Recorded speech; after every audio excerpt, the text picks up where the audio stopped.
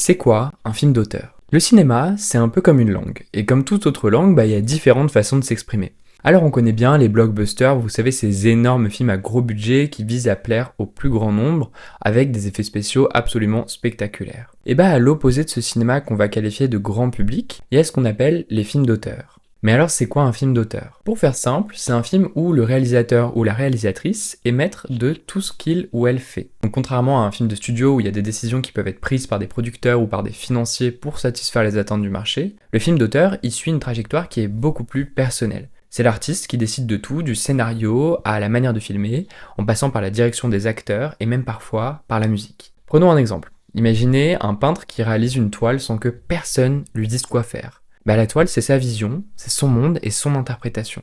Il peut choisir les couleurs sombres ou éclatantes, il peut peindre des sujets joyeux ou tristes, avec ou sans réalisme, donc le film d'auteur, c'est un peu pareil, mais en version cinéma. Les films d'auteur, ils se distinguent aussi par leur style. En fait, vous allez voir des plans qui sortent de l'ordinaire, des dialogues qui ressemblent pas forcément à ce qu'on entend tous les jours, ou des histoires qui sont pas toujours celles que l'on attend. Et des fois, ça va être subtil et minimaliste, d'autres fois, ça va être hyper audacieux et provocateur. Ce qui compte, c'est que chaque réalisateur a sa propre signature. Si on regarde par exemple un film de Wes Anderson, on sait tout de suite à qui on a affaire. Il y a ses couleurs pastel, il y a ses symétries parfaites, et il y a son humour très décalé. Pareil pour un film de Tarantino.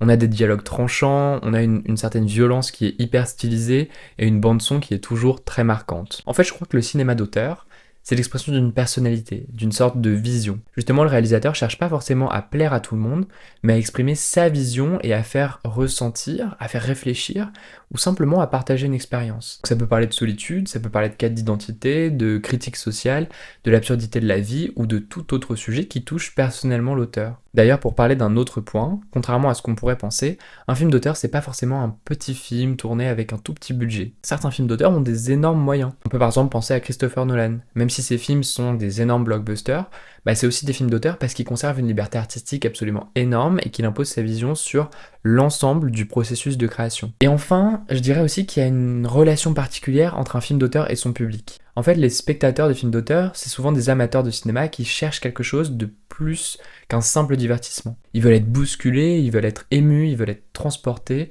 donc ils apprécient les films qui sortent de leur zone de confort et qui font voir le monde différemment. Mais attention, ça veut pas dire qu'un film d'auteur est forcément élitiste ou ennuyeux. Il peut être drôle, il peut être poignant, il peut être fascinant.